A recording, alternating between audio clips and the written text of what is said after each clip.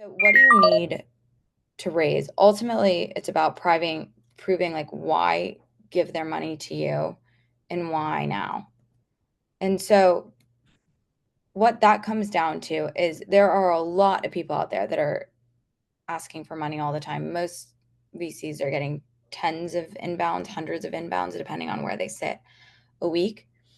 And at pre-seed, which is your stage, most investors understand that the business is likely going to change and probably needs to change because you're going to learn things between now and the time that you become a multi-billion dollar project to succeed.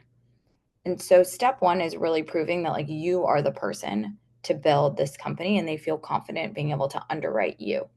So what are things that you can do to prove that? You can prove, a lot of VCs will look for tenacity. Like, have you proven that you've done really, really hard things in the past and can stick with it? Are you going to be able to survive multiple bulls and bears? Are you kind of a fair weather founder? Are you really, really, do you have what it takes to grind this out? Do you have what it takes to build a team? Do you have what it takes to manage people? Do you know what great looks like? Are you going to get stuck in the good trap? These are all things where you're trying to say, like, no, I am one of these people that is going to build a multiple billion dollar project, and I'm going to try to prove that to you. And then related to that, and different VCs care about different things. Like I care a lot about the person because I invest so early. I understand everything's subject to change. But some VCs are going to really care like we mostly are believing in this idea and we think it's technically nearly impossible. So can you prove to us that you have what it takes from a tech perspective to build this business? And you saw this with a lot of like the early L1s that have done really well, right? Like all the multiple billion dollar L1s, whether you like them or not, you know, from Ethereum to like the Nears or like the Polkadots or the whatever, like all of those founders had really interesting tech insights. Solana, obviously. And that's part of what they were. Yeah, exactly. Someone's dropping. Uh, yeah. um, and so in that case, what they were underwriting was some sort of technical insight and technical capability. And so that's what you are trying to do is you're figuring out like who am I pitching and what do I need to prove to them such that they will write me a check.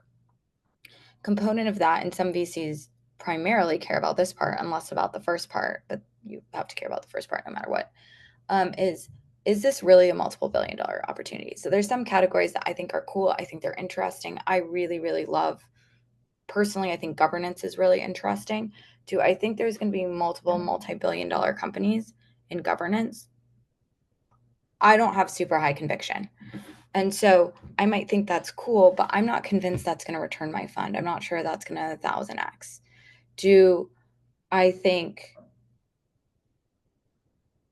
this is part of the reason why investors love infrastructure protocol token deals so much is because there are so many infrastructure protocol tokens that cross the $1 billion mark compared to any other category. And so depending on the category that you sit in, people are going to perceive this as a bigger or a smaller opportunity. And this is when you have VCs say things like, well, I just don't believe in the modular thesis, right? And so they categorically probably aren't going to invest in anything in that category because they don't believe there will be multiple billion dollar outcomes with staying power because that's not what they believe the future looks like. And so ultimately what you need to do is you need to prove that you have what it takes and you're going on after an opportunity that's big enough and that you have what it takes to win that opportunity against everyone else.